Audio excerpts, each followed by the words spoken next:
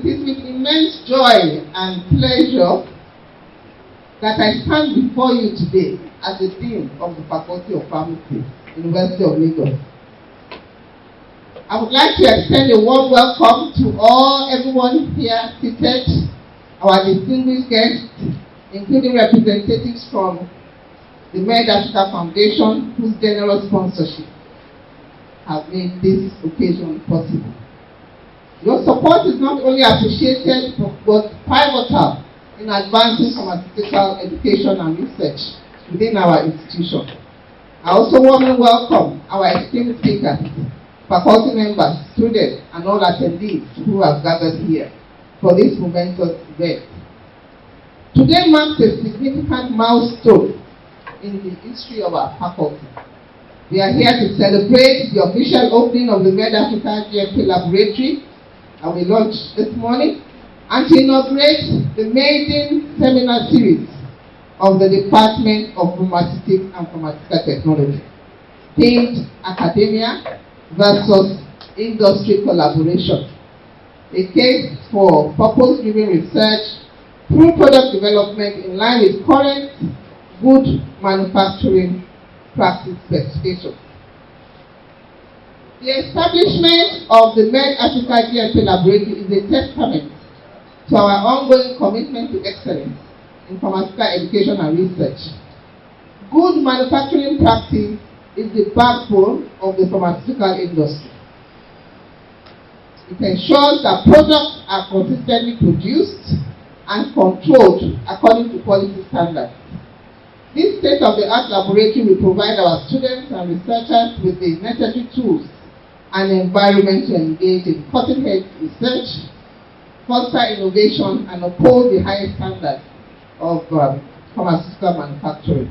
We're very pleased to welcome you all today to the official opening of the MEDAFRICA GMP Laboratory, which is domiciled here at the Faculty of Pharmacy, and also to the first departmental annual seminar series. This first annual seminar series of the Department of Pharmaceutics and Pharmaceutical Technology will focus on research translation to industry and market, and is themed Academia-Industry Collaboration, a case for purpose-driven research through product development in line with GMP specifications. And this is in tandem with our mission at the University of Lagos to provide a conducive environment for teaching, learning, research, and development, where staff and students will interact and compete effectively with their counterparts globally. I welcome again the founder and the funder, Marty Javen, for joining us via Zoom. I salute your vision in partnering with the University of Lagos, and I can assure you that this partnering will only yield great and positive dividends. I'm sure you're just starting a journey with the university. I do hope that you will find time to visit this facility in person and meet the warm, vibrant people of Nigeria, and in particular, the intellectuals in the University of Lagos. This GMP laboratory was set up under the MEDAFRICA GMP grant 2021, 2022, 2023, and is valued at about $450,000. It is the first GMP manufacturing site to be domiciled within a university in Nigeria and West Africa, and it's only the third on the African continent.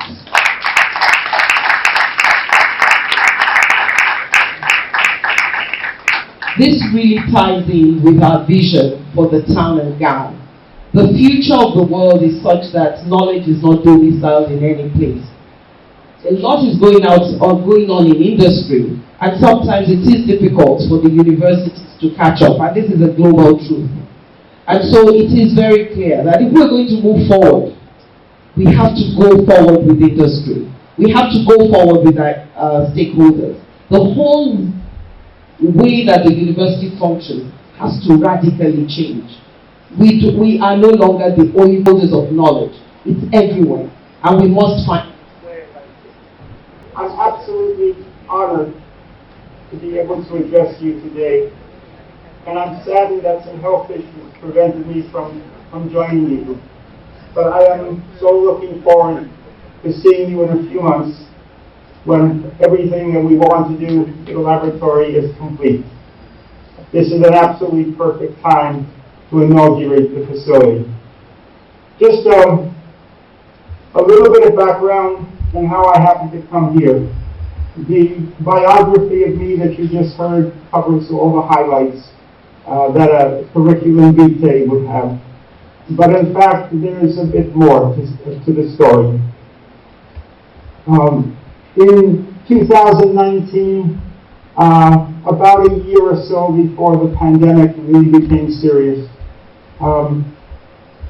I and a wonderful scientist, Dr. Tom Zygowski, had the idea to fund a fellowship, to establish, perhaps a better word, a fellowship at the Population Council at Rockefeller University.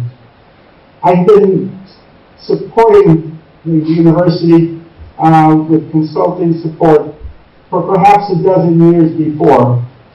And Tom suggested that we establish a fellowship, but there was no funding for it. And so that was where I came in. And so the university, the Pop Council at the university was very kind to actually name the fellowship after me. So recording in progress. It is the Jivan CBR, Center for Biomedical Research Fellowship. So one has to have fellows to have a fellowship. And so we put out the call in Africa for fellows. And there were about 40 responses to our call for fellows. And one application, just one, truly stood out in our eyes. And that was Dr. Margaret's. When we read her application, Tom's eyes, my eyes simply lit up. She was exactly the person that we wanted. And not for a second did she disappoint us. We're acknowledging everybody here. Let's contribute in whatever way we can to make sure that this project, after 15 months, will continue to thrive and will become the pride of not only of Lagos, but the pride of Africa. I want to say that women, if you give them responsibility, they definitely will deliver. And I can see that anyone who wants to succeed, agree with your spouse and you will succeed much better. You may disagree, but I can say with all reference that it's true. If you don't agree with them, you have more troubles at home. See also, my late professor used to teach me in different. One wife, many problems. Two wives, catastrophe. You have three wives, you're already in the grave. So the choice is yours. That's a little bit on a lighter mood. But I want to say with all honesty that it's a good thing we are gathered together and we continue to ask that more successes will be had as she works in this area. I want to, as an academic person, the future starts today. Whatever she has achieved, like I always told her, just see it as a starting point. But there are a lot of frontiers, a lot of things to make in the future. And I believe she will definitely do the best. Professor Olobayo Olufunso-Kunde is a researcher with over 35 years experience, beginning with his pioneering work in determining the formation behavior of plant extracts to produce tablets and their effects on the deformation characteristics of a number of tablet excipients. He has contributed substantially to the literature on drug dosage formulation and material properties. He has also engaged in efforts to provide raw materials for the pharmaceutical industry using locally available raw materials. He has published about 100 papers in various journals on this and other areas of pharmaceutics and drug development. He was a pioneer member of staff of National Institute for Pharmaceutical Research and Development, NIPRID, where he set up the Department of Pharmaceutics.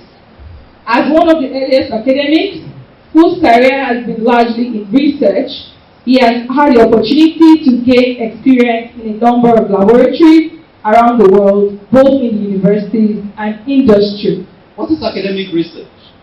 I like that statement because it kind of contextualizes what we do as academics. If we pretend for a moment that we are not interested in product development, we just enjoy ourselves, really. That's what we do as academics, and that's what that guy said. He's the father of the space, the whole space area in the United States. And he says basic research is what I'm doing when I don't know what I'm doing. So you just do something. You're on your way to work, something crosses, one goat crosses the road before you get here. And just sparks an interest. And you come to work and do something about it. That is research. That's what we do in academia. Of course, it's the same thing, it's research, but I've highlighted those points in red. It is to establish facts or principles. It is to contribute to knowledge. And all you want to do is publish it. Inquiry or investigation and proper communication of the findings. You just do that. Now sometimes, for those of us who are academics, you are here in the university, you are teaching, postgraduate students are coming, you are producing more and more of them. Let us be honest with ourselves. Ordinarily, you don't wake up in the morning trying to develop a product. And I think it's important to make this point to our friends here in the pharmaceutical sciences, where we understand ourselves very well. Suddenly, you think, I should have a product. It's not going to work. Because that was not your mindset when you started research. It takes purposeful. Again, it says there, purpose-driven. Many of us as academics, and to be fair to us, that is our job. Our job is just to do research.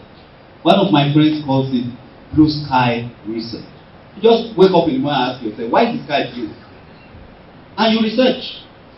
And you publish. But then if you get midway in why is the sky blue and decide that you now want to make ice, you confuse yourself. Because you will neither make ice, nor will you find out why the sky is blue.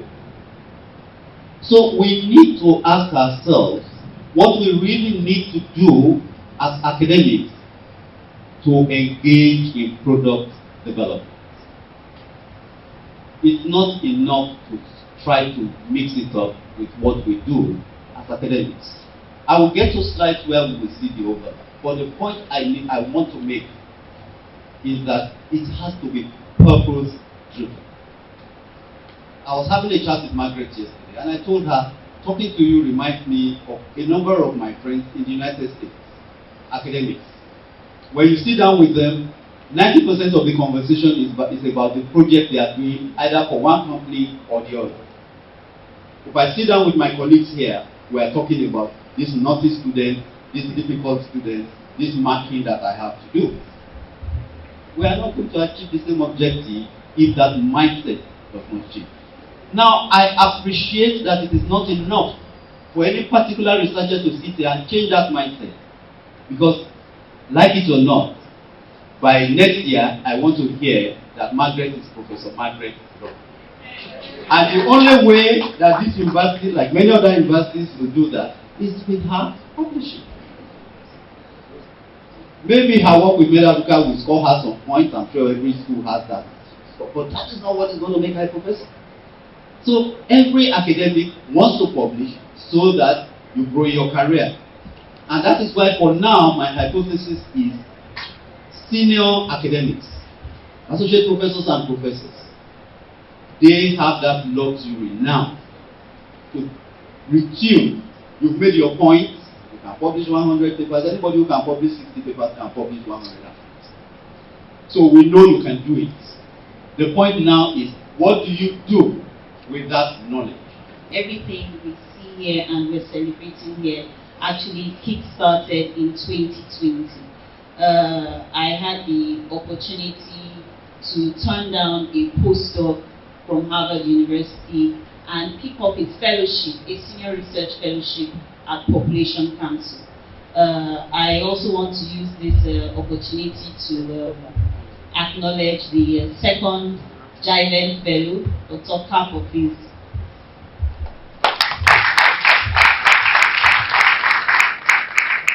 Yes, the GIVEN Research Fellowship single-handedly is responsible for most of what we see here at the University of Lagos.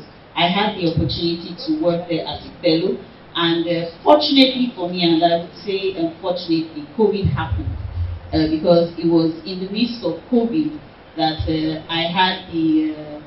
I was given an opportunity to show what we could do with our science, and that is one of the reasons why we are here today. The Population Council also afforded me the opportunity to work on direct product development that is linked to industry. So I am actually speaking as the principal. Okay, first of all, I'm wearing many hats. I'm speaking first as the acting HOD of the Department of Pharmaceutics and Pharmaceutical Technology. Acting head of Department of Pharmaceutics and Pharmaceutical Technology, principal investigator of the MEDAFRICA GMP grant, and the co-investigator, Sub-Saharan Africa partner, that's USAID, microbicide research development to advance HIV prevention technologies through innovation and research 2021 to 2025. Basically, what we've developed, aside from the fact that we have a beautiful facility, is a system and a process. And we all know that when we have a products work because quality is built into the product from the onset. Next slide. So our facility actually caters to quality management services. We have SOPs for sanitation and hygiene, building facilities, all this in line with world standard. Next slide, please. So in 2020, while I was in New York, there was a call for a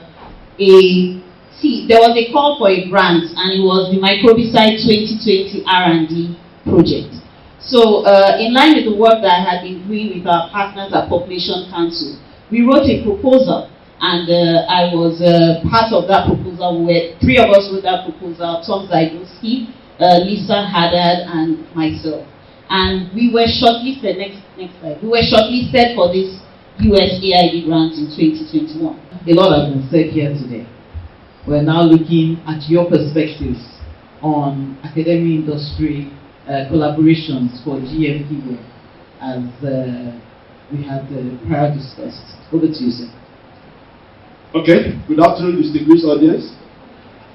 It is quite a very interesting topic. For us at NAIM, we believe that the only way, honestly, we can go out of this quagmire, we can have drug medicine security, is through industrialization, through research, proper collaboration between the industry and the universities, and we have already started doing that. So that's why we started this journey long time ago. What happened in 2019-2020 during the COVID era was quite an eye-opener for us. You will see countries like India stopping the inflow of many essential APIs and even finished formulation into the countries. So what we have today, I can assure you that if we can sustain it and build or make a replica of what we have in University of Lagos in one or two places, perhaps, who knows? Honestly, we can start competing with giants or leaders in the country, like in the whole world, like China, India, and America, as the case may be. So what we are going to look today, and I will also employ my discussion to look at what can we do to sustain this tempo. Is it possible? Instead of getting multi-jet, can the local industry players, we have them in plenty, EMSO, Fixing, SKT, just to mention a few. Can we gather together and raise necessary funding that can give us another GMP lab in any part of the country? This very well phrased question. If someone who is in pharmaceutical academia a pharmaceutical background who has, the most that he can know about engineering is the basic physics. And how you can translate this to his understanding what needs to be done. It required an open mindset to understand that what we apply in the world in terms of basic concepts is what the pharmacist has to understand and compensate. Speaking from the experience we have in this particular job we have done here in the university, the first very basic point that, the place, as the people who visited already or they are going to visit very soon, it's a very small space. It's very congested. Well, it's not the first time that engineers have to face this issue somewhere else. Like many people will come to us and tell us, see, I have like one bungalow somewhere, can I start manufacturing there? Well, you can, but it's not going to be economically feasible for you. You can set up a lab, but you cannot set a factory and expect to get your ROI within 3 to 4 years. Coming to APIs, if I use Enzo's example, it is the fruit of a technical transfer agreement. So one of our long-term suppliers for over 20 years is the world's leading manufacturer of antimalarial APIs. And as you say here, follow who no road. So we went to them because although we may say we have competence in pharmaceutical manufacturing, API manufacturing is more closely allied to the chemical industry. It's not an area we could claim any understanding. So if we look at access for academia to see the practical makings and research, because we have an R&D research lab, the main facility, the structural work is almost completed. The reactors, I think have been mostly installed apart from 1 or 2 containers that we're waiting for. Academia should be embedded even at this point. But it raised the question for me, intellectual property rights, because we are riding on somebody's IP for which we paid very handsomely. So I made a note and sent a note to our board chair that we need to engage with them and look at, within the contract, what would that allow and open up. Then I'll just leave with one practical example of what can happen. I think we need to be open and recognize competence when we see it. Teaching and learning about GMP, UNILAG has always had a huge gap. We teach GMP in the first semester and go for industrial visit in the second semester. And we get to the factories, we have to start reminding the students. You remember double door, oxychlorine, stainless steel piping for water, and there will be nothing. And obviously that is the first time they are seeing such things. About 10 years ago, the closest we got a GMP facility in the University of Lagos, the epoxyflooring that we did in the FarmTech lab. We spent quite a huge amount of IGR for that project. But today, teaching and learning about GMP in the University of Lagos is under one roof. You can take a student from the classroom to the GMP facility. For that, I'm very excited. And, I want to congratulate the faculty for this very activity. Distinguished guests, esteemed colleagues and stakeholders, it is with great honor that I stand before you today to mark the official opening of the MEDAFRICA GMP Laboratory and to participate in the first annual seminar series organized by the Department of Pharmaceutics and Pharmaceutical Technology in this great citadel of learning. First, I would like to congratulate the Vice Chancellor of the University of Lagos, Professor Folashade Tolulope-Ogunshola, FASOON, and the President of MEDAFRICA Foundation USA and the founder of this project, MEDAFRICA GMP Laboratory in UNILAG, Mr. Matijeli, for their outstanding contributions to this remarkable development. I commend the acting head of the Department of Pharmaceutics and Pharmaceutical Technology, Dr. Margaret Ilomuanya, for the foresight in undertaking this laudable initiative. The PCN is particularly pleased with her and her team in piloting those projects.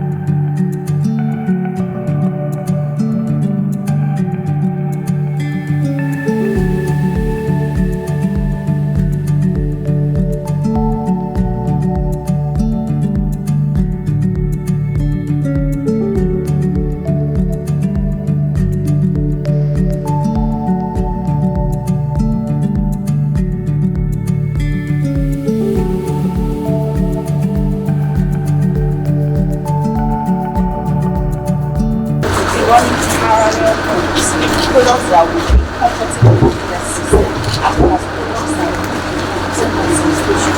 Because the idea also is for this project to be globally used, but the first developed in Africa for Sub-Saharan Africa. So that's actually it. So this basically controls all the parameters that you have. Okay, well, the facility, this funding is for a specific product. It's for a freeze-dried vaginal insert that contains a biotechnology product called Ripitsu. Now, the product itself has been developed and it passed phase 1 clinical trials or failed phase 2 clinical trials. So I had started off with them on the project in New York and had been in and out. So it was due to a lot of negotiations. So it was decided that I was going to take the lead on developing the gel system that would freeze dry. They would take a chance on putting the facility here in Africa. The alternative was for me to actually move to New York for 5 years. So I wish the founder was here, because we had worked successfully on 3 products. I had co-worked with their team successfully on 3 products, and I think he was very, very confident on the fact that we would be able to deliver. And he sounded more or less like a lone voice when when this funding wanted to come to Nigeria.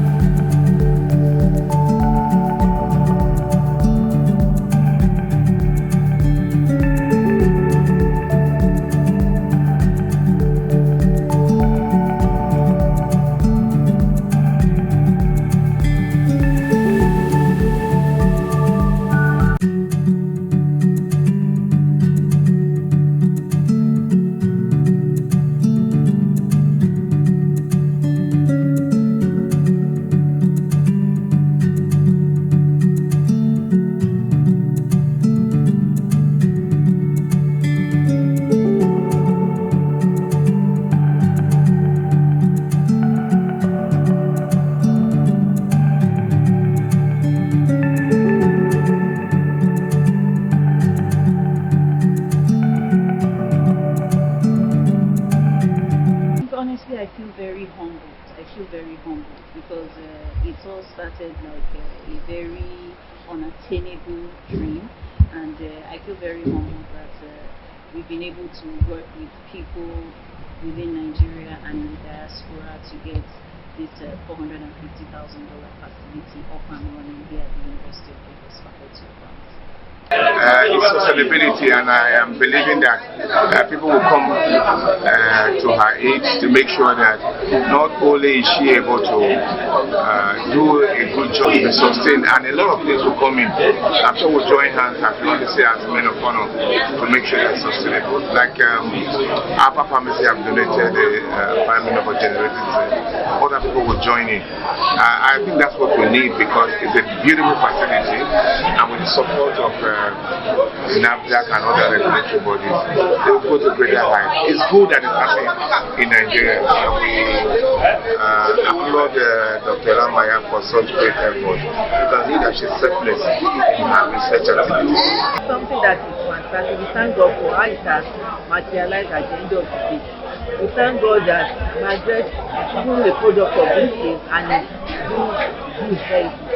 And somebody that is so cool. If as a professor, I'm learning from her too. So we thank God for how everything is going out. We are happy with Dr. Margaret Ilomuanya and of course the entire community of University of Lagos Faculty of Pharmacy.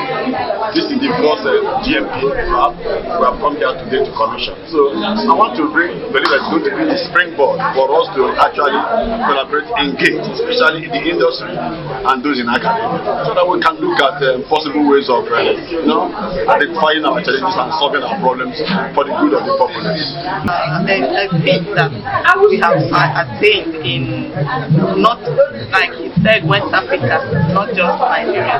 So I really give kudos to Dr. Margaret Ilomuanya and her team, and I am glad that it is something that is going to be beneficial to all, most especially as I am in the manufacturing sector. So it's something that we really need. We cannot do our work without such GMP compliant laboratories. So it's a great joy for me today that such a thing I'm here where it is happening. Facilities infrastructure has been settled. We are commissioning it now. We are still going to be doing a series of trainings for the next 6 months, and research is going to be built for research in the facility to start as early as August 2024. So the way forward is more training and ensuring that as we train more people, we are able to harness their talents and keep them there.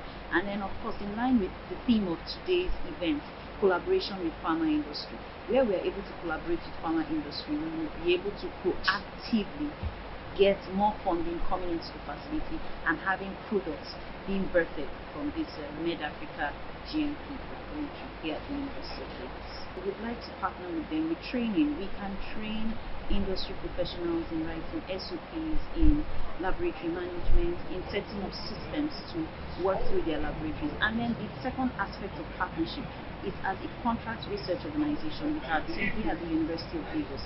CROs all over the world make so much money from novel product development.